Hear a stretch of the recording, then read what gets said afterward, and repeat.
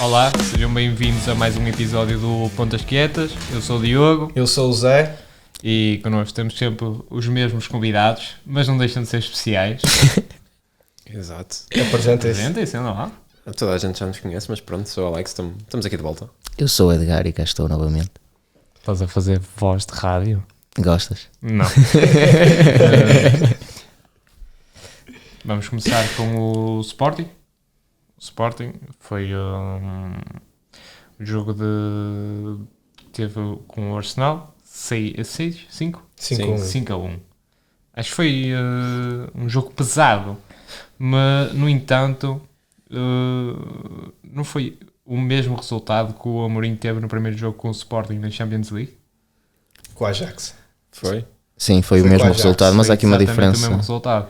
Eu vi alguns sportinguistas a mencionar isto, mas há aqui uma diferença importante, é que a equipa com o Amorim apanhou na altura não estava tão bem estruturada como a que o João Pereira apanhou, portanto não há comparação possível. O Sporting era muito diferente antes do Amorim daquilo que é agora antes de João Pereira. Surpreendeu-vos muito o resultado. Sim, não esperava que fosse assim tão dilatado, nem sequer dava o favoritismo ao Arsenal. E tu, Alex? Eu não esperava realmente a magnitude dos números, porém acho que a derrota não me surpreende, a derrota em si. Mas sim, acho que os números acabavam por ser pesados. Eu achava que o Sporting ia estar mais dentro da discussão do resultado. Tu achaste também? Eu também, à partida, com o Sporting na forma que estava, no momento que estava, vinha de quantas derrotas consecutivas? Derrotas não, vitórias. O Sporting já não perdia. Já não sabemos. Eu não me lembro de ver já o não Sporting perdia, acho que perder. desde a Supertaça. Da Supertaça. Pois, Exatamente. Já não te lembravas de ver o Sporting perder, sequer, nem digo mesmo perder, já não vi. Empatar foi com o PSV, foi a última vez. Se calhar já nem te lembravas de ver o Sporting perder pontos. Foi com o não é? PSV só. Exatamente. que foi um bom resultado. Eu acho é que o resultado do Sporting contra o City acabou por iludir toda a gente. E se calhar achou que o Sporting poderia bater-se de frente com o Arsenal e repetir um. Eu não acho, digo um eu 4-1, não acho que mas- iludiu tanto quanto o jogo se calhar do Porto Sporting ou do Benfica Atlético Madrid, porque tu já estavas habituado a ver um Sporting a vencer, já estavas habituado a ver um Sporting na mão de cima. Mas, por exemplo, imagina que tu vês o Sporting a dar. E não vai ser por causa de uma derrota contra o Arsenal. Óbvio. Se fosse uma derrota como o Porto teve agora com o Moreirense, contra a Estrela da Amadora, pá, já se compreendia. Uma derrota contra o Arsenal, pá, foi pelo resultado que foi. Mas, Os números podem abalar um bocadinho a equipa.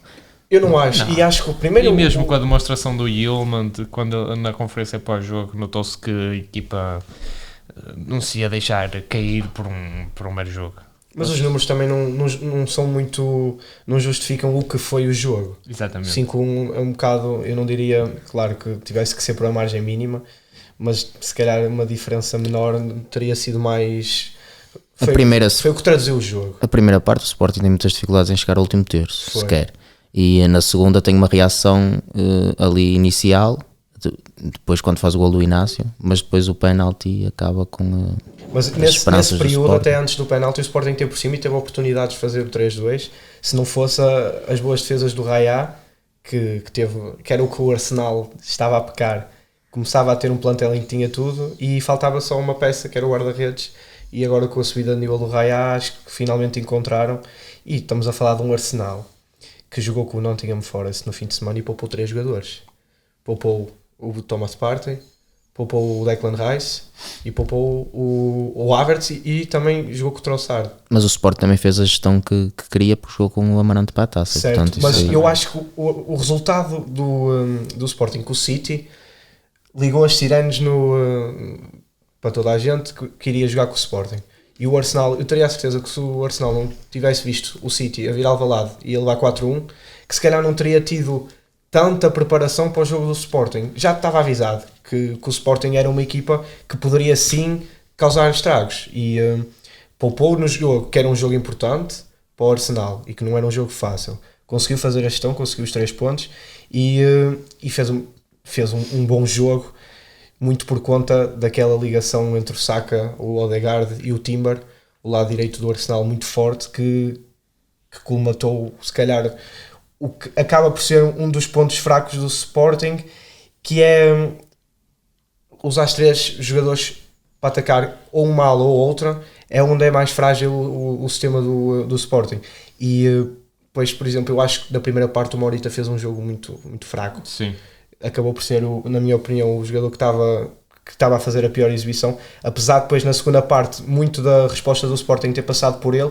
Na primeira parte fez um jogo muito abaixo, e depois o Maxi Araújo também não conseguia aguentar com o Saka, que é um jogador muito... O Maxi muito fez um virtuoso. grande jogo contra o Sabinho, que seria se calhar um adversário mais difícil de encontrar pela frente. Com o Saka? Achas? Eu Não sei. acho. Eu acho Não, o Saka, o Saka é muito forte. O Saka, O Saka tem muito bom. acho que na velocidade muito bom. bate o Savinho. Eu tenho visto o Sabinho e tenho gostado muito, Eu tem-me também, chamado eu muita gosto muito atenção. do Savinho, mas por exemplo, o Saka, para além de eu achar que mesmo puxando para o pé esquerdo é melhor, uma coisa que ele faz que o Savinho não faz é a utilização do pé direito e não tem medo de ir para a linha. O Savinho já nem tanto, o Savinho raramente, e se vai, pouco cria. E É em termos de físico, o Saka também está com um físico melhor, é mais forte. Nos duelos 1 para 1, como o Maxi teve com o Savinho, se calhar perdeu muitos mais com o Saka nesses momentos, muito por causa do físico. É um bocado como o Zé estava a dizer, é um jogador com mais recursos, mais imprevisível, é mais difícil de marcar e também tem outra responsabilidade na equipa do Arsenal que o Savinho não tem. Ah, sim. Se calhar aquela confiança de ser... É difícil dizer que no Arsenal o Saka é o craque da equipa, porque tens o Odegaard também, mas pronto, eles acabam por dividir os dois um bocado a responsabilidade. No City, claramente o Savinho não é a figura da equipa, acaba por passar um bocadinho por aí. E o Saka também, pronto, já anda nestas andanças pelo menos Exatamente, há mais algum tempo. O Savinho é o primeiro ano que está a fazer de Champions. de futebol inglês, de futebol de alto que é um nível. jogo mais físico. Agora o Saka já é um jogador que jogou Mundial, jogou Europeu, joga no Arsenal alto nível há anos, Champions. Eu acho que é outro patamar ainda, mas eu gosto muito do Savinho e acho que o miúdo tem capacidade para se tornar muito bom. Eu acho que, por falar em europeu, no Saka, eu acho que já não vejo o Saka a falhar um penalti desde o penalti contra a Itália. Sim, ele foi decisivo no europeu, Eu acho que contra a própria Inglaterra. acho que esse penalti contra a Itália, pelo menos do que eu vi, foi o último penalti que eu vi falhar. É provável. Depois também as repercussões que isso teve Sim. com o miúdo depois ficou afetado pela forma como foi perseguido pelos adeptos ingleses. Ele e o o Rashford. Sancho e o Rashford. Exato. Os três. Sendo que ele era um miúdo e era o que tinha mais desculpa para, num momento daqueles, falhar. Mas é de saudar também que ele teve a personalidade de dizer que batia. queria bater, e isso já foi há 3 anos. Sim, 2021. Portanto, ele devia ter o que é uns... Se calhar 19, 20. Portanto, para numa final de um europeu, um jogador mostra a qualidade que ele tem e a personalidade e também se calhar, Carisma. Exato, e um dos motivos que também faz um grande jogador é que ele também não tem medo de ir para cima, então assumir também. E falo do Saka porque era o que estamos a falar, e os outros dois que falharam também tiveram que assumir, apesar do Rashford ser mais velho. Pá, são coisas que acontecem, mas pronto, para falar do Saka, é esse tipo de jogador, não tem medo de arriscar. Não fugindo ainda do jogo do Sporting, eu queria vos perguntar o que é que vocês acharam do nosso novo sueco. O nosso, eu quando digo nosso, porque é da nossa liga, o Gyökeres. Depois de levar com uma dupla de centrais que não é a dupla de centrais do Porto. Opa, acho que em primeiro lugar temos que dar mérito ao Saliba, porque assim, não é qualquer avançado que passa pelo Saliba, mas também temos que ver. O Gyökeres, pronto, na nossa liga tem muitas facilidades, mas o Saliba não vejo 3 defesas melhor que ele.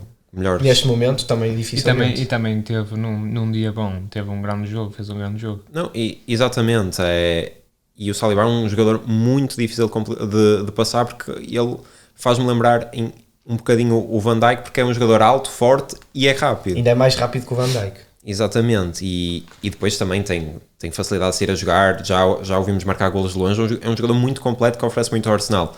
E para o Gyökeres realmente foi um jogo complicado, não é? Mas, por exemplo, na primeira parte, até os duelos que acontecem nem é tanto que o Saliba, acabam de ser mais para o Gabriel.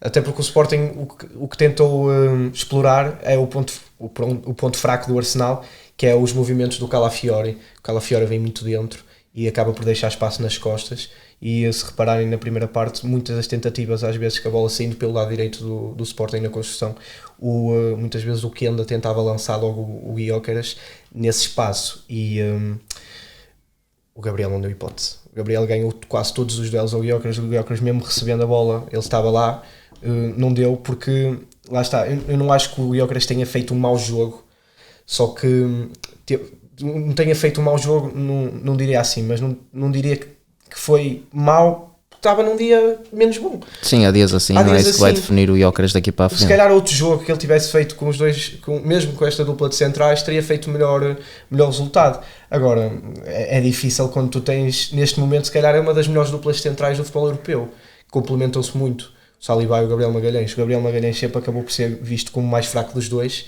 mas acho que ultimamente tem vindo a subir o nível e depois é um defesa que, lá está, marcou, tem muito golo e é muito forte no jogo aéreo. O central que eu mais gosto do Arsenal joga encostado à esquerda, por acaso. Mas eu sei que vocês são fãs de Saliba. Não, o nosso colega que não está cá hoje. Eu também gosto do Calafiori. Eu acho um crime o Calafiori jogar a lateral, mas pronto. Pois, mas é a única forma de conseguires rentabilizar os três. Tu tiravas o Gabriel? Eu, como gosto tanto de Calafiori, eu tirava qualquer um dos dois. Até o Saliba? Eu gosto mais de Calafiori, mas lá está, eu aprecio centrais de uma maneira diferente de vocês. Sim. Portanto, eu usava o Calafiori. Eu também acho que mas provavelmente Calafiori e Saliba. Exato. Eu acho que não é muito bem aproveitado também na posição que é, mas foi como disseste, é uma forma de tentar rentabilizar os três e jogar com os três. Assim como o Guardiola no City, a diferença é que o Guardiola rende mais a lateral esquerdo que o Calafiori. Pois é. Acho que tem outro tipo de características que pode fazer com que o jogador renda noutra posição. O Calafiori tem características de central e eu não consigo vê-lo ali. Mas, por exemplo, o Timber também não era um jogador que jogava na ala direita, no Ajax. Era um jogador que jogava mais em espaço interior, jogava muitas das vezes a 6 até, e acabou por ser adaptado na direita e agora vês um lateral super completo e muito forte também no jogo ofensivo e que complementa muito bem, lá está, aquela dinâmica com o Saka e com o Odegaard, porque o Odegaard já sabemos que é dos jogadores que tem de um toque, é diferenciado, nota-se que o Odegaard tem coisas especiais e é daqueles jogadores que dá gosto. Ele neste jogo notava-se a classe do jogador de longe, cada passo que ele fazia parecia que ele tinha 4 olhos na cabeça, porque é inacreditável os passos que ele metia em ruptura e mesmo nas costas da defesa do Sporting, não sei como é que ele fazia aquilo. No nosso campeonato não é costume. Não conseguimos ver muitos jogadores assim. Isto é outra classe. E agora voltando atrás, mesmo a falar do Gabriel Magalhães, no golo dele, vimos aquela tática do canto do Arsenal em que os defesas vão para cima do guarda-redes, que por acaso não resultou contra o Porto. Não sei se o Porto, na altura do Sérgio Conceição, mas criou o perigo na mesma. Sim, fez. Não sei se já estava planeado, se não estava. Mas conseguiu contrariar bem esses cantos que causaram muito perigo. Agora o Sporting não conseguiu, e um jogador como o Gabriel Magalhães aparecer sozinho para cabecear à beira da baliza é um bocado preocupante. Esta tática do Arsenal já leva mais ou menos 2 anos. Sim. Esta forma de abordar as bolas paradas, mais especificamente os cantos, junta ali o Rice, o Saliba e o Timber, que são jogadores altos e deixa sempre o Gabriel à entrada da área e faz aquele movimento a romper enquanto eles atrapalham, lá está, a primeira linha, a primeira zona de marcação no canto, que é a zona, ali é a zona, não estão homem a homem, tem os que vão homem a homem, mas o objetivo é arrastar os que estão a fazer homem a homem para os que estão a defender a zona e acaba por criar ali uma confusão e o Gabriel bem lançado e se a bola cai lá, com os jogadores que o Arsenal tem, é fácil de conseguir isso, entra de uma forma, rompe completamente e ganha no jogo aéreo e finaliza. Mas se a ver, não viste nenhum defesa do Sporting a ir atrás dele sequer a marcá-lo. Porque o Sporting, eu acho que não soube defender bem essa situação. Mas é muito complicado defender um jogador que vem assim de trás. O Diogo fez referência há bocado daquele jogo contra o Porto. Eu fui ver esse jogo ao estádio e por acaso estava atrás da baliza na segunda parte.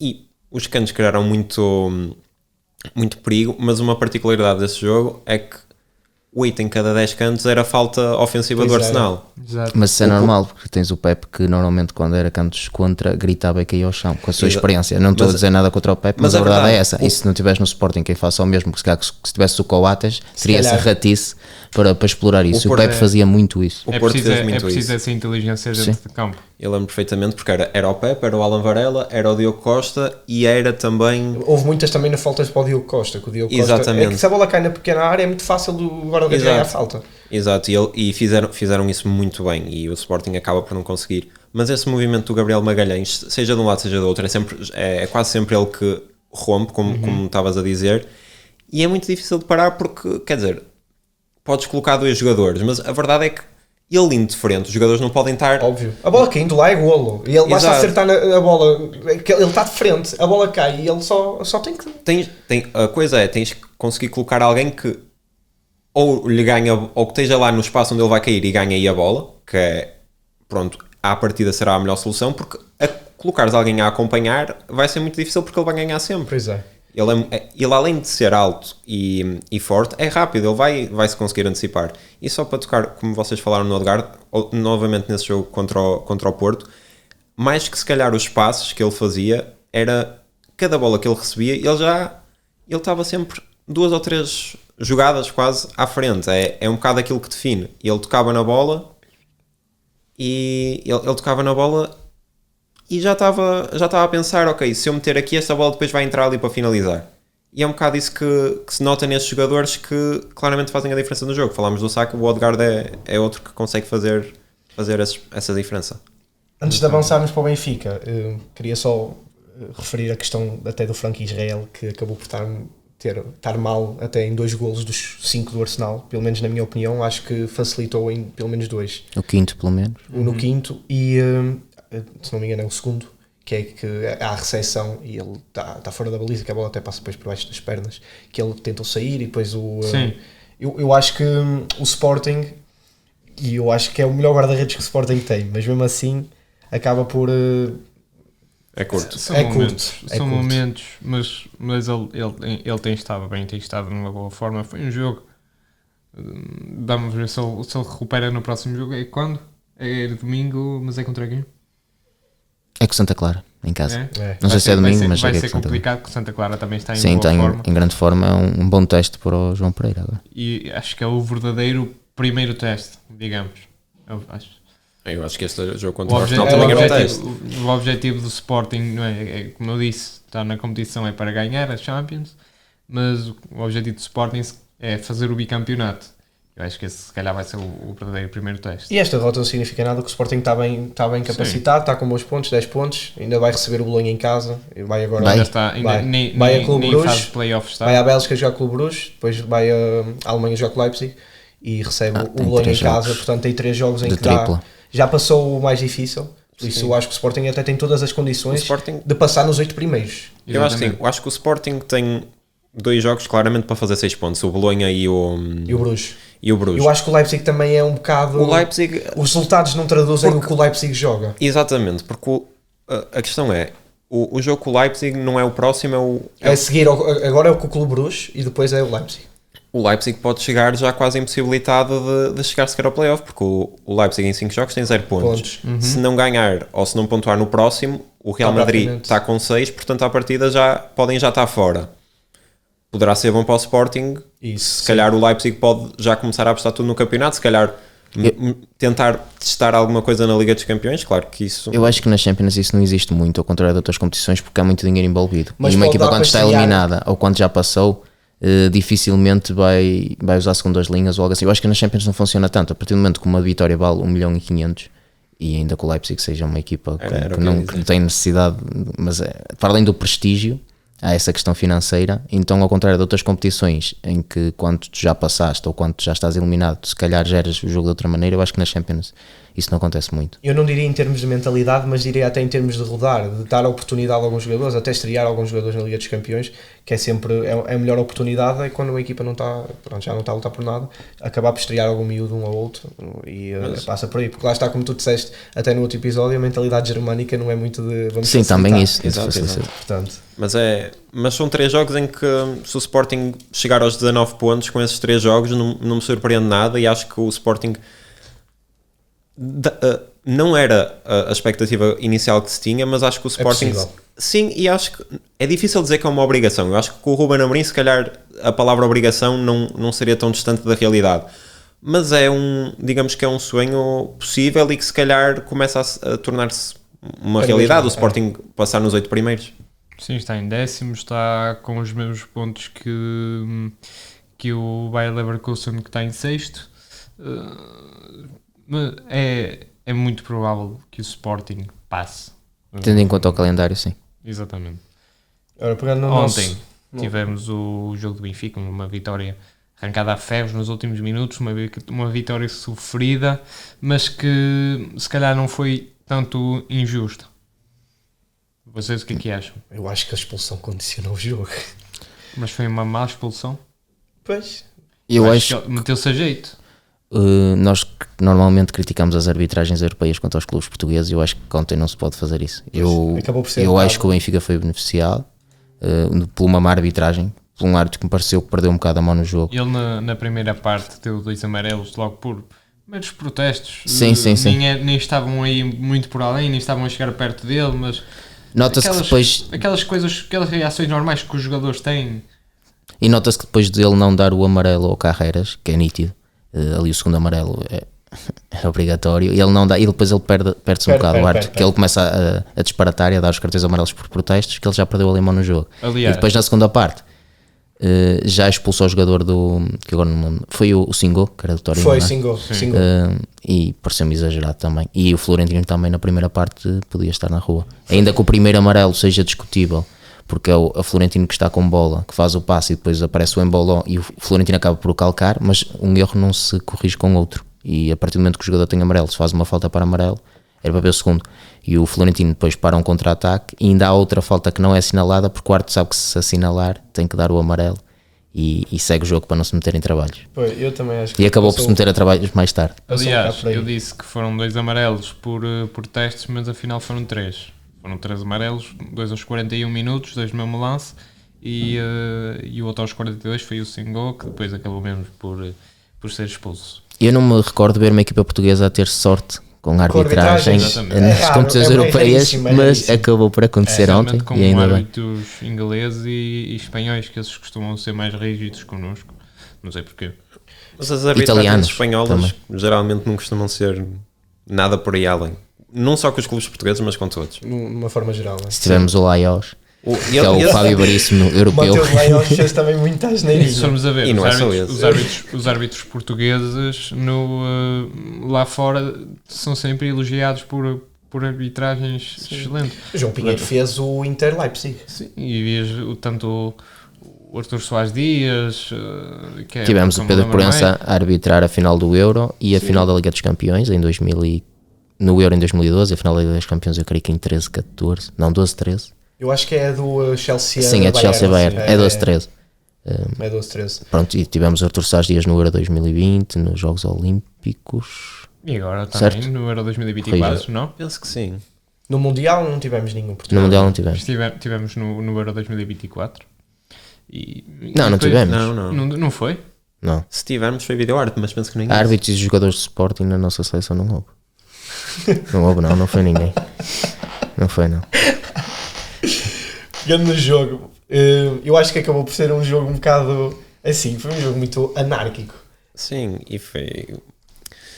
Não sei, acho que foi um jogo bastante emotivo por... Sim, foi um grande jogo, foi um grande jogo de futebol, mas lá está, todos os jogos em que não são taticamente agarrados são jogões, Exato. Isso é, para mim é futebol em estado puro. Claro que a parte tática é essencial no futebol, ainda mais no futebol hoje em dia, só que depois jogos assim como este que são um bocado, lá está, anárquicos, proporcionam jogos muito emotivos.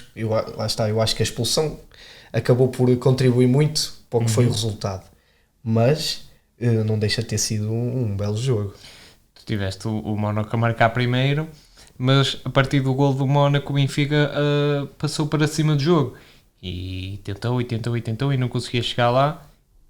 Começa logo a segunda parte, foi tudo, foi o gol do Pavlidis, depois o Mónaco tem um gol anulado, depois O Benfica também tem um gol passado 2 anulado. minutos, depois o Benfica tem um gol anulado passado não sei quantos minutos e 2 minutos depois o jogador do Mónaco é expulso. Não, quando se parte para a segunda parte, eu fiquei à espera do que é que o Bruno Lage ia fazer, por causa da questão do Florentino, que estava mesmo no limite, e depois o Carreras também, e ele acaba por não mexer, e logo no início, antes do gol do Benfica, ainda há uma bola ao poste do Embolo, lá está, eu estava à espera de uma reação do Benfica, mas a segunda parte começa com uma bola ao poste do Embolo, e depois é que o Benfica faz o segundo gol, mais tarde faz o primeiro gol, mais tarde faz o segundo gol do Bacca, é anulado, e depois da expulsão o Benfica parece que não sabia jogar contra 10. Mas isso tem uma explicação. Eu achei que a postura do Benfica, mas não passa tanto pelo que foi a abordagem do Benfica depois, passa como foi a abordagem do Mónaco. O Mónaco depois acaba por fazer as substituições e baixa o Zakaria para central. E a postura não foi jogar, estava num 4-2-3-1 e podia muito bem ter abdicado e jogado com 4-3-2, com menos um jogador, abdicas de um homem da frente.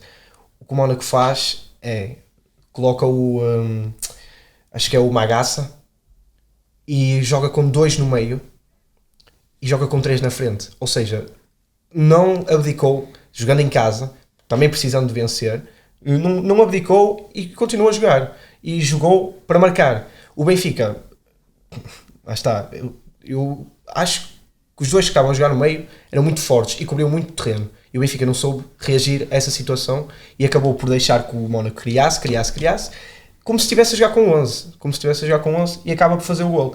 Depois, como é óbvio, tu jogando com menos um, fisicamente, os minutos vão passando, tu vais perdendo capacidade. Exatamente. Vais quebrando, e aí o Benfica assim começou a sentir-se que estava a jogar com mais um, começou a superiorizar-se, o que eu acho que o Mónaco poderia ter feito, o treinador do Mónaco, a partir do momento que faz 2-1, aí sim é fechar as portas e segurar o resultado. Não o fez, continuou. Até porque depois do segundo gol ainda tinha a oportunidade de fazer o terceiro. O Benfica conseguiu aguentar essa pressãozita do Mónaco, mesmo com o 2-1, e depois lá está, o Mónaco quebrou e o Benfica foi muito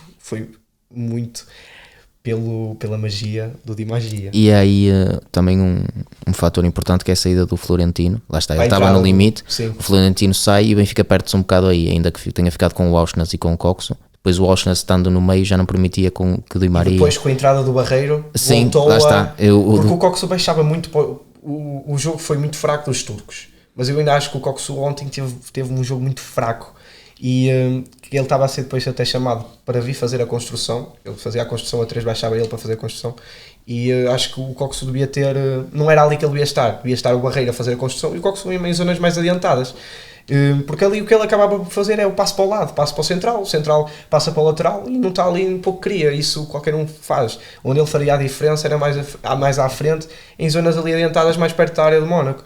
Agora depois, claro, com aqueles 2 cruzamentos açucarados do Di Maria, não me admiro que tenha sido o homem de jogo, porque é quando a equipa precisa, aparecem estas individualidades que ajudam a resolver os jogos. E o Benfica tem a sorte, não é tanto sorte, tem o mérito de ter um banco de luxo que tem suplentes que podem entrar e que se calhar são titulares nas outras equipas todas. E tenho o privilégio de ter um banco que tem essa qualidade. Sim, por exemplo, o Barreiro estava no banco, e o Barreiro que tem sido um jogador que ficou fora, ficou fora do baralho. Também, mas também teve lesionado. Sim, mas também nota-se que deixou um pouco de ser aposta. Quando o Benfica começou a tremer no início da época, o Barreiro até acabou por ser algum... Porque também não fazia sentido tu jogares. Sim, mas na altura até não fazia sentido jogares com o Florentino e o Leandro Barreiro. Pronto, mas mesmo em momentos em que o Florentino não estava, a opção não caía no Barreiro. Ele teve depois lesionado. Mas o Leandro Barreiro, em jogos que precisas de ganhar, é difícil jogar com os dois. Sim. Agora, por exemplo, na abordagem do Benfica, quando foi a Munique, por exemplo, era uma opção jogar com eles dois. É diferente. Acho que passa um bocado por aí. Ele ontem entrou e foi importante. Lá está, porque voltou a colocar o Benfica da forma que estava a jogar antes de perder o Florentino, e acabou por ter importância, assim como o Amaduni, que sai do banco, e o Arthur Cabral também. E o Arthur Cabral está, e o Amaduni também, mas sempre que tem jogado tem marcado. Isso também deve ser complicado para o Bruno Lage de gerir estas emoções dos jogadores que eu marco e continuam a entrar, a ficar sempre no banco, não é?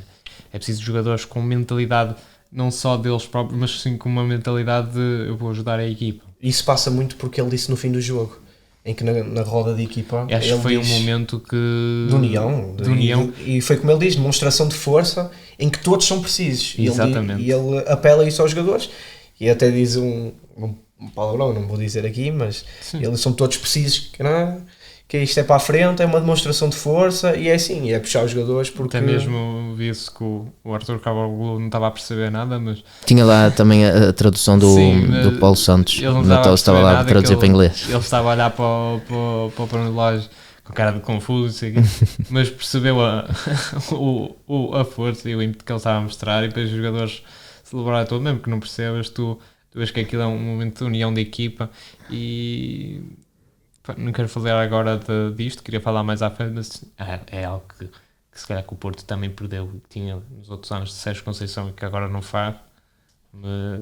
E eu acho que essas imagens passando para fora, para além, obviamente, de unir o grupo, passando para fora também dá passa uma imagem aos adeptos. Eu acho que as imagens que passaram ontem vai motivar muitos benfiquistas para o que falta desta época. Sim. Porque vê-se que o grupo está unido, está com um treinador, ao contrário daquilo que acontecia com o Roger Schmidt, e acho que isso vai ser essencial até ao final da temporada. Especialmente agora, estando em segundo lugar nas portas do Sporting, com esta derrota do Sporting, acho que ainda deu ainda mais força para correrem pelo título. Era um bocado o que o Edgar estava a dizer, era o que eu ia pegar. Pode ser um bocado o início e a construção de uma coisa que o Benfica não tem tido nas últimas épocas, que é aquilo que nós vimos no Porto, aquela raça, aquele espírito competitivo que o Benfica, assim, nas últimas épocas, eu lembro-me de ver muitos jogos, mesmo clássicos, em que parecia que às vezes o Benfica, à mínima adversidade, parecia que ia logo rapidamente abaixo, que não tinha... Com o grupo, assim, quando as coisas corriam bem, corre bem e ninguém reclama, nem há grande alarido, mas quando as coisas corriam mal, parecia que quase que ia um grupinho para o lado, um grupinho para o outro, e acabavam por não haver essa entreajuda, aquele espírito de, ok, se ele não consegue, eu vou lá, faz dobra, faz aquilo, e realmente era o que estava a dizer o Arthur Koglu, podia não estar a perceber, mas acredito que ele estivesse a sentir um momento e acredito que aquela mensagem, passando tanto para os jogadores como para fora, que muitas vezes também é uma coisa que acontece no Benfica, e acontece noutros clubes, como por exemplo agora está a acontecer contra o Porto, geralmente os adeptos estavam sempre muito contra o treinador ou contra certos jogadores. Pode ser a construção de uma coisa que pode ser importante no Benfica numa possível até luta pelo título. Vamos ver o que é que o Sporting tem uma boa vantagem por enquanto, mas vai passar muito também pelo jogo do Sporting com o Benfica. Sim,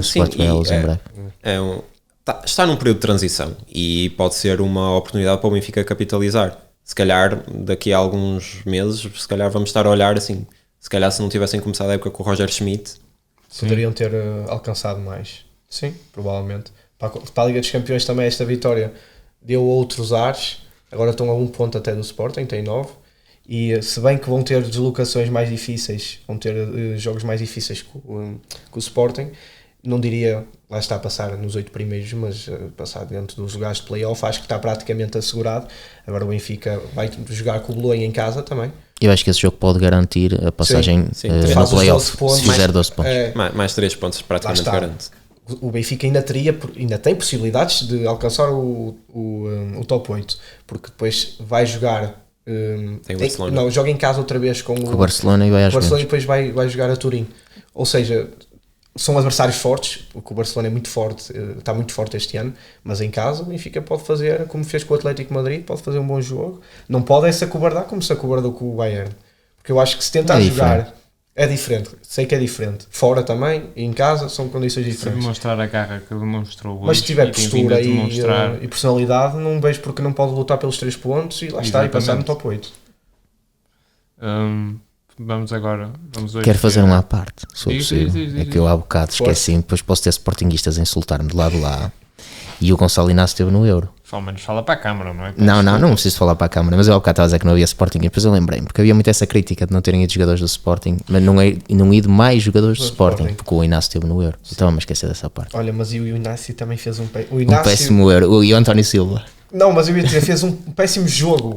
Pensei que ia dizer que fez um péssimo Euro. Não, eu ia dizer, não queria ir tão longe. Eu não queria ir tão longe. E mesmo o Tomás Não foi um péssimo Euro, mas ele e o António Silva tiveram mal. Foi um péssimo Euro em relação às expectativas. Sim, dos dois jogadores. Não só dos jogadores, da equipa. Foi um péssimo Euro de Portugal. Mas isso também já é outra conversa. Que eu ia dizer? Hoje temos o jogo do Porto. Joga mais ou menos daqui a uma hora e 10 minutos. Nem sei se já não saiu o 11. Exato, era isso. Normalmente costuma sair por volta desta hora. Mas temos um Porto completamente abalado, completamente abatido. Em brasa. Exatamente. Foi um comentário que foi o... Tivemos num seminário hoje com o Luís Freitas Lobo, o Carlos Britos. Foi um professor qualquer que foi lá e disse... Que o Porto está em brasas? Tinha um clube que jogava hoje que estava em brasa. Que teve, pronto. Não digo que esteja em brasa, mas... Está a arder. Mas o Vítor Bruno tem uma prova de fogo. O Porto hoje, assim, tem obrigatoriamente que ganhar. Tem. Diz que é o jogo decisivo para o futuro do Vítor Bruno. É prova de fogo. Ontem o André Vilas Boas veio reiterar a sua confiança no Vítor Bruno, que também é importante dar essas palavras de confiança antes deste teste. Até para acalmar a nação portista. Eu não sei se tem o efeito desejado, mas era o suposto. Eu acho que, assim, as palavras são sempre bem-vindas, mas, quer dizer, não passam de palavras. Exato. Não é uma renovação de contrato. Mas a partir do momento em que mantens a tua aposta no treinador e que podias não o ter feito no domingo passado... E publicamente também... Publicamente dás o teu apoio, acho que é importante por parte do André Vilas Boas. Exato, era muito, muito mau e ele vir fazer esse apelo publicamente e dar força e convicção que quer manter o treinador. E passado o próximo jogo depois despedir, acho que não vai acontecer acho que vai depender muito da exibição. Mesmo o Porto perdendo hoje ele não saía. Não é isso, acho que vai depender muito da exibição da equipa. E se a equipa quer lutar e se perder por acaso, acontece. Mas isso é como nos jogos de campeonato. O Porto, se tivesse perdido por acaso, não é? Se tivesse jogado bem e mesmo assim tivessem perdido como o Benfica neste jogo, se imagina que não conseguiam marcar e ficava 2-2, não tinham jogado mal, foi um jogo que aconteceu.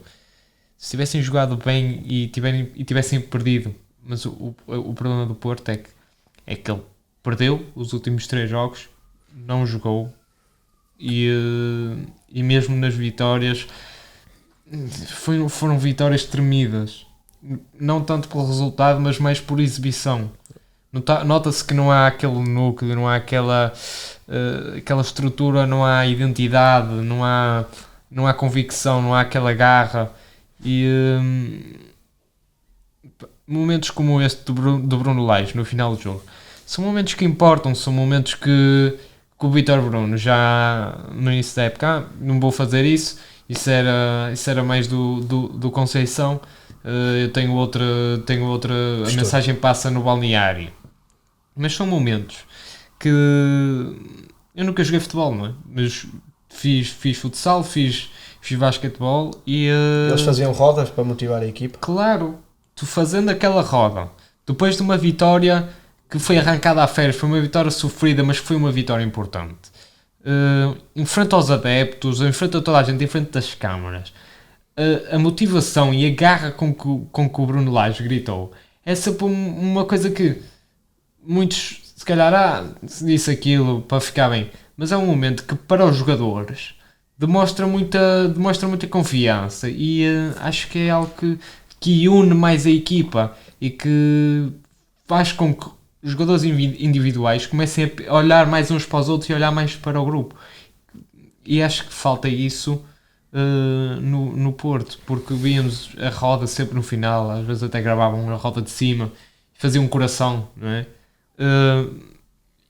E tinhas o Sérgio Conceição sempre a falar para todos, às vezes era um jogador que falava, era o Pepe, ou era o Uribe, ou era... Sérgio Oliveira. Sim, e notava-se a união da equipa, e esta época não se tem vindo a ver isso, e é um Porto que parece que perdeu a sua identidade por completo, a identidade que tem vindo a construir desde o 25 de Abril, que foi desde que começaram a ganhar títulos meio regularmente, campeonatos e etc. Tem construído uma identidade de garra, de união, de força por um clube, por uma região, e este ano parece que foi tudo por água abaixo. Não se tem visto. E então achas que a solução passa pela roda ou que solução é que achas que passa? Acho que o núcleo em si não está... Por exemplo, se fosse Não o Vilas sei. Boas, o que é que tu mudavas? O treinador. Era? Não digo de treinador, mas não sei como é que está. Eu não sou insider, eu não tenho fontes dentro do balneário que me digam como é que é. Mas o que é que nós conseguimos ver pelas exibições? Parece alguma coisa na estrutura da equipa que não está a clicar. Tu vês mesmo o Ala Varela, que o ano passado fazia exibições atrás de exibições, atrás de exibições. Diziam que ele ia para o Liverpool, que ele ia para não sei o quê, que ele ia para não sei o que lá. E este ano está desaparecido. Há aqui outra questão importante na ação do Vilas Boas, porque o Vilas Boas, despedindo agora o Vítor Bruno, depois no seu legado, que se prevê ser longo no Futebol Clube do Porto, vai-se ver esta primeira aposta como uma aposta perdida, com o Vítor Bruno. E estamos a falar de um treinador que ganhou a Supertaça.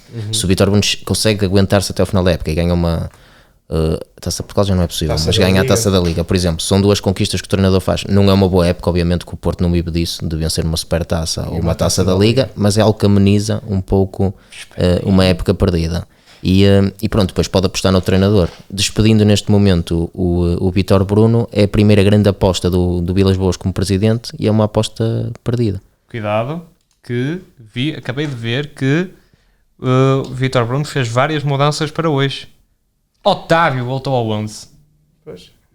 Era algo que já se E deve ter comentava. sido. E foi para o lugar do Neuan Pérez, quase certeza. Não, Mas Nico no banco, não. Nico Chega a bola. está aqui o Alavarela a jogar.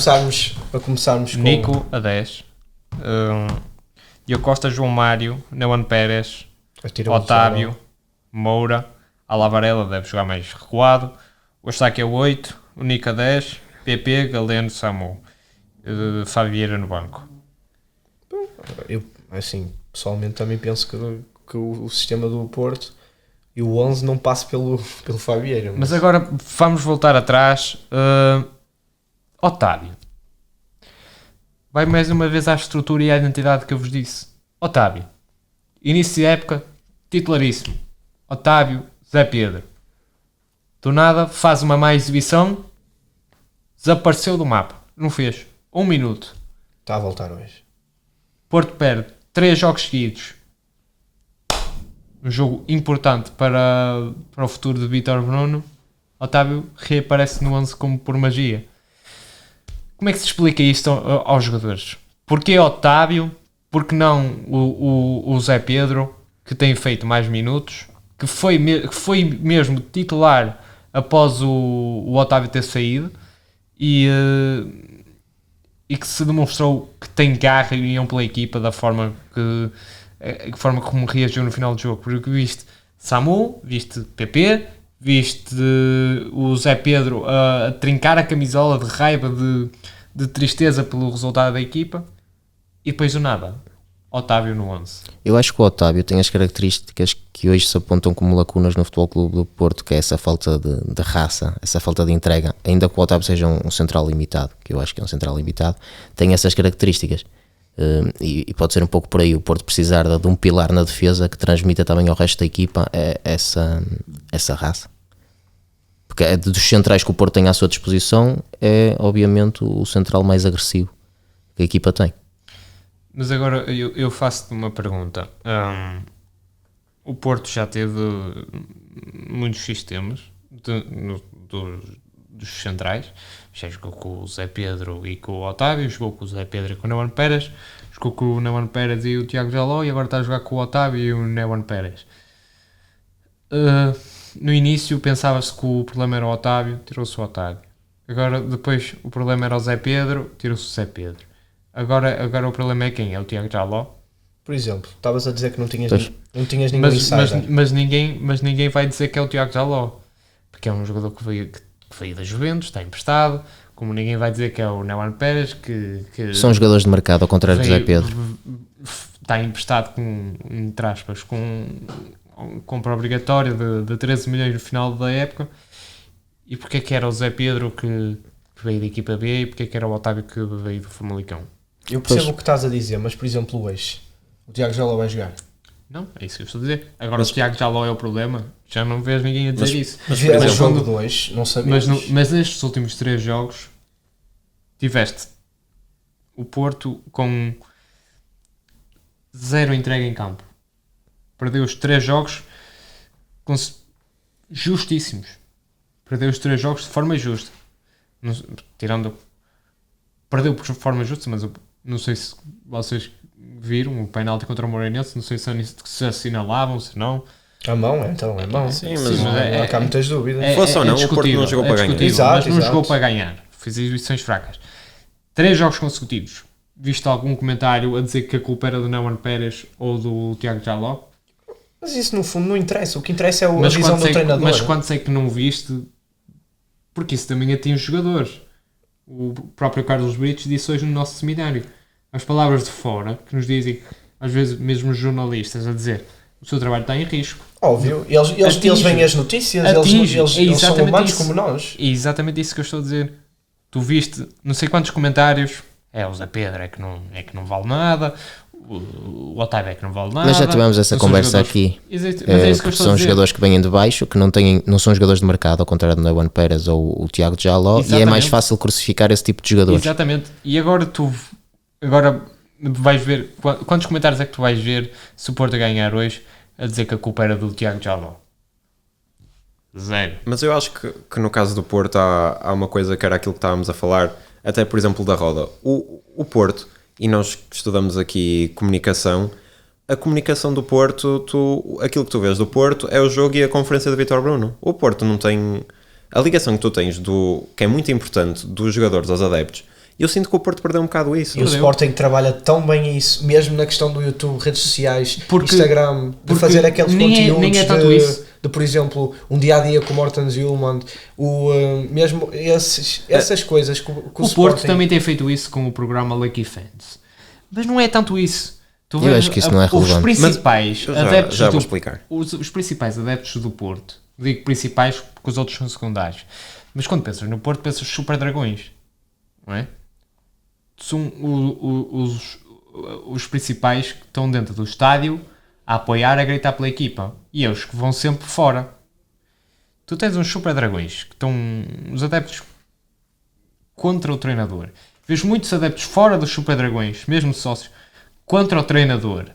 Já desde o início da época, isso também transmite a falta de conexão, não é? Tu vejam os benfiquistas todos, acho que apoiam o Bruno Lage. Os sportinguistas todos apoiavam o Amorim. Todos agora gostam do João Pereira. Mas Para já. para o Vítor Bruno Também foi todos sempre aquela... gostavam do Vítor Bruno. São fases, todos gostavam dos Nem Roger todos. Schmidt. São todos fases. gostavam Nem de todos. Roger Schmidt. Há uma não sei como é que se desunião. Falta de união, sim, mas Falta de união mesmo entre os adeptos.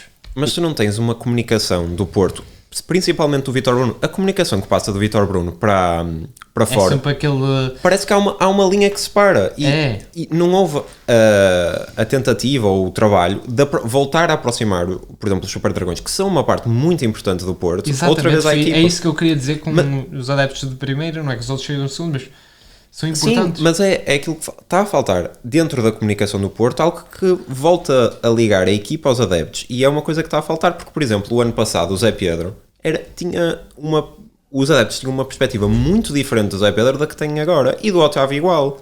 Claro que as exibições podem não ajudar, mas era muito diferente quando um jogador do Porto, a época passada, jogava mal. Claro que tens sempre os patinhos feios e pronto, esses às vezes é difícil salvar. Mas, mesmo assim, o Zé Pedro, às vezes até era um dos meninos bonitos, o ano passado, e agora passou o patinho feio.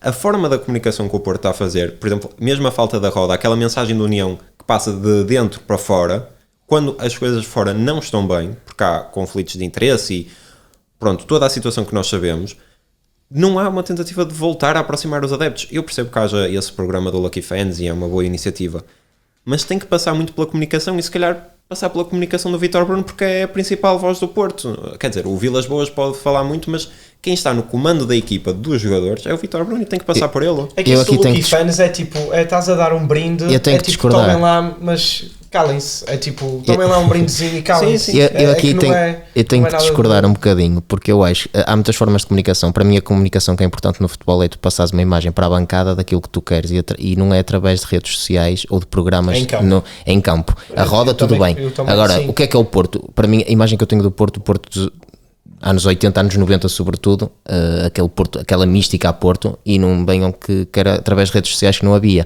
Quando falamos de grandes nomes tipo António Oliveira, Rodolfo Reis, Jorge Costa, Fernando Couto, Vítor Bahia, Paulinho Santos, estavam-se a cagar para essa parte da comunicação. O que é importante era mostrar dentro de campo o que é que era o Porto. Para mim, eu valorizo muito mais, e eu entendo e olho e vejo que se os jogadores fazem um corte, viram-se para a bancada, isso é comunicação. Isso para mim é comunicar que querem, que estão lá dentro. Essas expressões. Vês isso sequer? Não, mas é aí que se nota que há falta de comprometimento e há falta porque falta a palavra, porque é aí até que... mesmo nos golos, parece que nos golos do Porto, parece que quantas vezes é que já não tivemos golos em que, por exemplo, até me lembro que acho que foi o Galeno que marcou o penalti contra o Braga, que foi quase pedir aos adeptos, quase que nem festejou, foi mais pedir aos adeptos para não assobiar. Há uma falta de ligação entre os adeptos e a equipa, ponto. E mesmo o Samu também já fez isso. Sim. Mas, por exemplo, o Samu eu acho que é um jogador que se nota que quer. Ele puxa, ele quer, e ele sente-se, e ele é o que talvez fica muito abatido. Exatamente. Quando as coisas não correm bem, nota-se. Tu olhas para ele e ele está desiludido. Quer com ele, quer com a equipa. Perdeste jogadores com essa característica. Perdeste o Pepe, perdeste o Pepe, perdeste o Sérgio Oliveira, e perdeste as principais figuras do Porto nestes últimos anos, que era o Pinto da Costa e era o Sim, obviamente. Já se sabia, não mesmo neste ano, dos anos anteriores, já sabia que a passagem de testemunho de Pinto da Costa ia ser muito complicado, porque ele deixou um legado incrível. Ele deixou um legado incrível. Foi pentacampeão, foi tetracampeão, ganhou a Champions, ganhou a Liga Europa, ganhou o Mundial.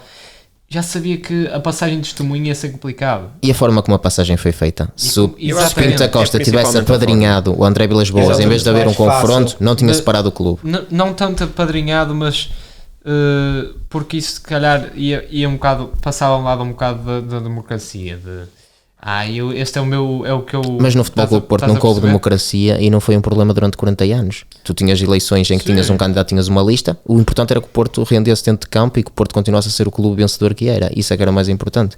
Portanto, isso aí, eu acho que a passagem correta de testemunho teria sido o Pinto da Costa a apadrinhar o André Vilas Boas, porque era o sucessor natural, principalmente não havendo mais candidatos com força, e não foi isso que aconteceu. Havendo ali um choque entre os dois, dividiu os adeptos do Porto e mesmo agora é o momento de unir uma curta percentagem, porque no fundo dividiu 80-20. Sim, mas do lado dos 20 estão adeptos fazem muito mais força do que exatamente, são adeptos mais barulhentos. É como o Pinto da Costa disse, às vezes se não fossem os Super Dragões, às vezes eu ia jogar fora, não tinha lá ninguém no estádio, e é verdade, por muito que não queiramos que seja essa a verdade, mas isso depois já passa por outros fatores. É verdade.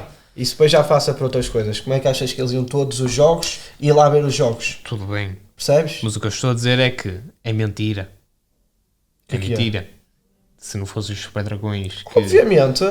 Mas isso é como todos os clubes. Estou a dizer. O Porto não tem uma massa associativa como se calhar tem o Benfica. O Benfica tem adeptos imigrantes de todos, em todos os lados. Não é? O Porto, quando ia para fora... levava, a maior parte dos que estavam no estádio eram os que levavam de casa. Certo. Os padrões, é isso que eu te estou a dizer. Eu acho que o Vilas Boas disse que havia uma possibilidade de reestruturar o protocolo que tinha com os Super Dragões no início da época, quando rompeu. E eu acho que isso é importante para voltar a unir essa parte, essa massa associativa ao clube. Acho que isso é importante e eu acho que sentirem que esses adeptos estão a ser... Porque os Super Dragões agora sentem que não são valorizados, que são os outsiders. Pelo menos é a minha visão de ver. Mas não tem que haver outsiders nem insiders, sim, tem que haver ali uma união entre todos os adeptos. Tu percebeste o que eu quis dizer? Eu percebi, mas isso não é justificação para a falta de união dos adeptos. São agora os adeptos de segunda categoria. São marginalizados pela sociedade. Exatamente. Não, são marginalizados por serem porque apoiaram o outro candidato. Não interessa, são adeptos do Porto na mesma. Mas é isso que eu te estou a dizer. Falta essa. Acho que E falta do lado de quem? demonstrava. Achas que o Vilas Boas tem que pegar neles e dizer que eles Não. são adeptos de primeira? Não, Então- acho que o Vilas Boas tem de pegar e tentar sair por cima, mostrar, não é, que quer unir o clube e tentar reestruturar um protocolo da maneira que seja mais benéfica para o clube, mas que volte a trazer essa união entre os adeptos. Estão-me a fazer entender? Sim, eu acho que a ideia principal é que estejam todos a remar para o mesmo lado. E neste Exato. momento Não está lá. não digo que os Super Dragões estejam a remar contra a corrente, mas parece que não estão a remar. É mais isso, mais essa a analogia. Mas tem que haver, tem que de alguma forma eles claramente voltarem a sentir-se parte do clube, porque acho que neste momento estão um bocado. Exatamente. Sentem-se um bocado de parte. Pronto, agora estamos a 1 hora do jogo, a menos de 1 hora.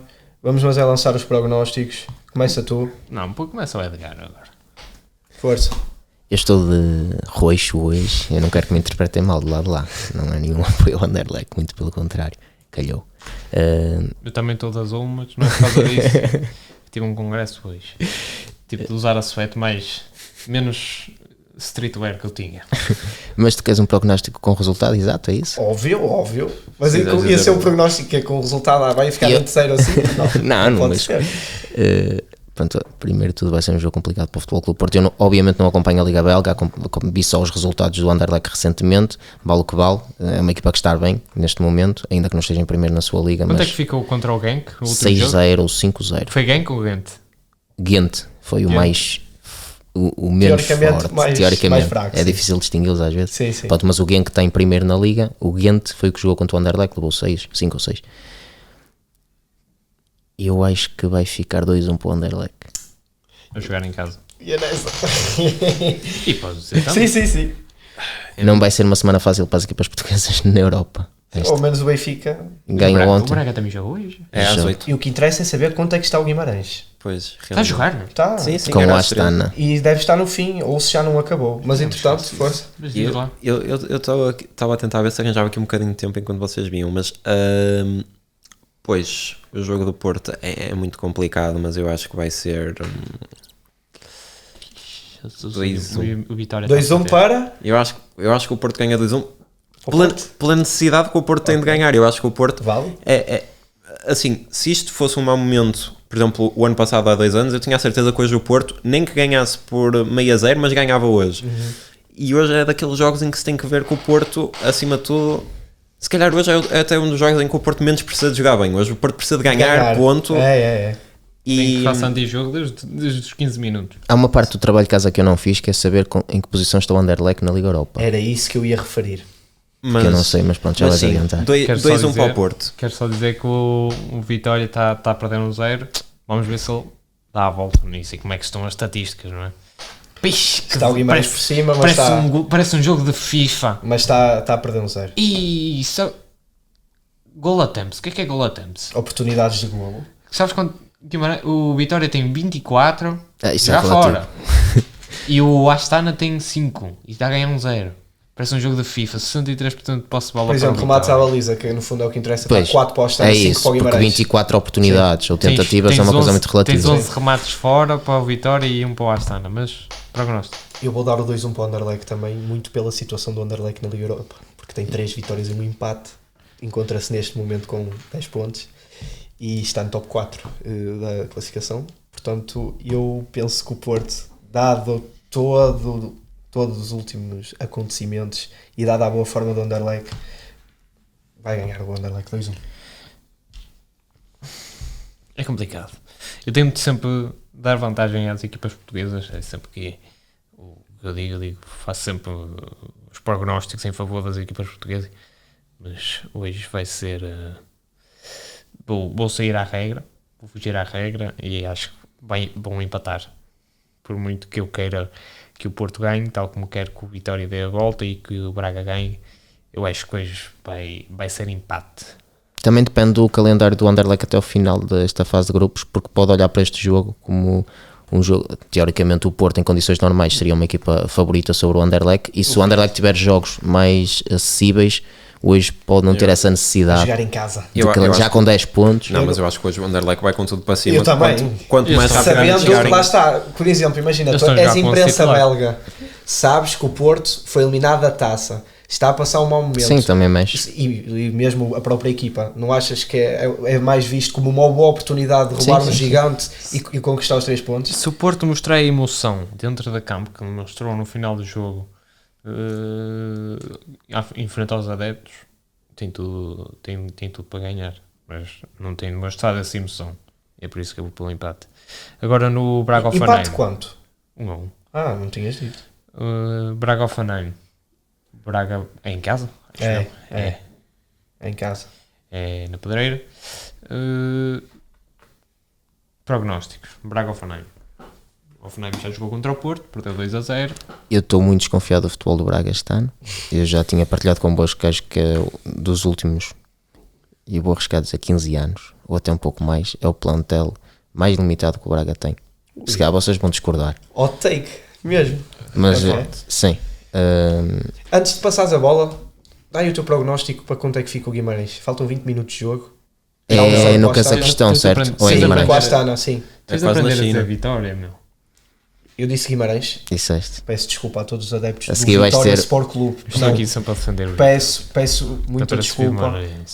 Uma coisa é quando às vezes existe a dificuldade de perceber qual vitória é que se está a falar, e aí sim refere-se Vitória de Guimarães, mas exatamente, mas peço imensa desculpa e volto a repetir e a corrigir Vitória Sport Clube. Antes que os White Angels nos apanhem ali à porta da Exatamente, Flup. exatamente, não dava muito jeito.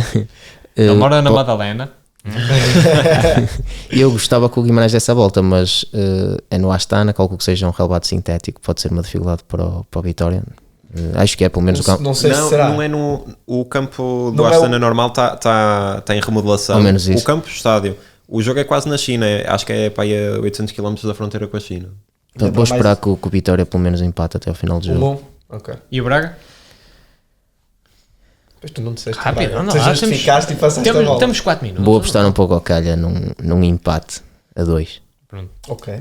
Portanto, o Vitória penso que... eu acho que dá a volta. Achas? Sim. Eu acho que... Porque imaginem, está 1-0. As pessoas geralmente pensam que estão a 2 golos. Não, eles estão a 1+1. Sim. É basicamente isso. Portanto, 2-1 para o Vitória. E para o Braga, eu estou com pouca esperança no Braga. Acho que se o Offenheim tiver a mira afiada, acho que fica 2-0. Se não, 1-0. Eu estou muito receptivo. Acho que nenhuma equipa portuguesa ganha hoje. Empate agora do Guimarães, do Vitória de Sport Clube. 1-1. Depois corta-se. E o Braga vai empatar 1-1 também.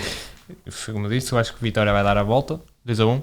E o Braga vai ser uma vitória, se calhar, arrancada a ferros, mas 1-0. Eu queria tocar só mais 2 pontos. Antes disso, United ganha hoje. É finalmente a vitória para o Amorim. O United Ou do Glimt em casa. ganha. Se Ganha? fosse na Noruega. Tu achas? Não, fica 1-1. 1-1? A sério? Eu vou apostar até no resultado mais sólido 3-1 para O Bodo para Glimt United. é o Papa Gigantes. Sim, Espera, tu mas, disseste 3-1 Papas para o gigantes Bodo Glimt? portugueses. não, para o Manchester Também. United. Não, e mais, a Roma.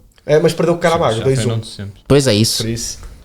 United vence hoje. E antes de Fórmula terminar, 1. era isso que eu ia tocar. Antes disso, para não sairmos antes do futebol, Palmeiras perdeu 3-1 em casa com o Botafogo. E o Botafogo Arthur vai Júnior. vencer o Brasileirão e... Não sei, vamos ver. E vence a Libertadores também. É o teu palpite, o teu. O meu é igual ao Diogo, até porque. Vence os seriam- dois? Sim, eu quero acreditar que sim. Tu. Eu acho que se vencer a Libertadores é campeão. Eu acho que se perder a final, perde tudo. Eu também acho que sim. Eu acho que a final de sábado vai ditar o que é a época do Botafogo nas duas É que ainda duas por frentes. cima É rápido que vai começar e o eu quero ver o Botafogo, jogo. o Botafogo foi o Savinho, Savarino, Savarino. que andou a provocar os jogadores do Atlético Mineiro no Não, último foi o jogo. Luís Henrique. Ah, é isso, Foi é o isso, Luís é Henrique. isso. E que o Hulk ficou chateado. Sim. Exatamente. Portanto, Agora, vamos Fórmula ver. 1. E calma, não precisa. Eu disse que é igual a ti. Exato. Fórmula 1, eu sou o Alex aqui é que acompanha, Sim, penso não eu, preciso não é? falar. Nenhum de vocês acompanha. Acho que foi. O Alonso ainda está no top 3. Já não vejo a Fórmula 1 desde Olha, 2006. olha o ano Pedro passado. Lamy, Pedro Ano Lamy. passado, o Pedro Lamy, Tiago Mota. Ei, Tiago meu. Mota, Tiago Tiago Monteiro. Isso. Tiago Monteiro. Mas pronto, jogava o Fórmula 1 Verstappen no foi PS2. campeão. Acho que Com mérito. com mérito sim, porque Até Miami teve o melhor carro. Mas Sim. a partir daí, A Miami foi o quê? A quinta, sexta prova? Sabes o que é que eu faço? A conta que eu faço é que a partir daí, ele mesmo depois de Miami, se tirasse todas as corridas, ele ganhava por 14 pontos. Sim, e eu acho que mesmo assim, por exemplo, o Barcelona ele não tinha o melhor carro, ganhou, e acho que houve. É difícil dizer finalmente depois de 2021, mas. E mas depois queres que sejamos mais sérios. acho que Anda depois lá, de mano, 3 vamos épocas em embora. que o título do Verstappen é tão criticado, acho que é difícil criticar o título esta época.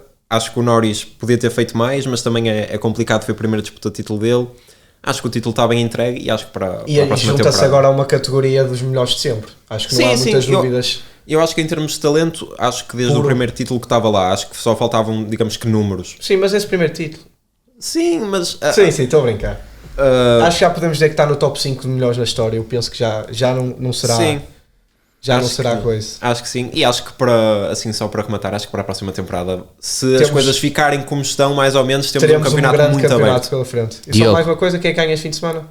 Este fim de semana, eu vou dizer o Piastri, mas... Vai ser o Tiago Charles Monteiro. Leclerc, eu digo Charles Leclerc. Diogo, Leclerc. polo aquático e bilhar às 3 tabelas. Uma pequena previsão para o próximo fim de semana.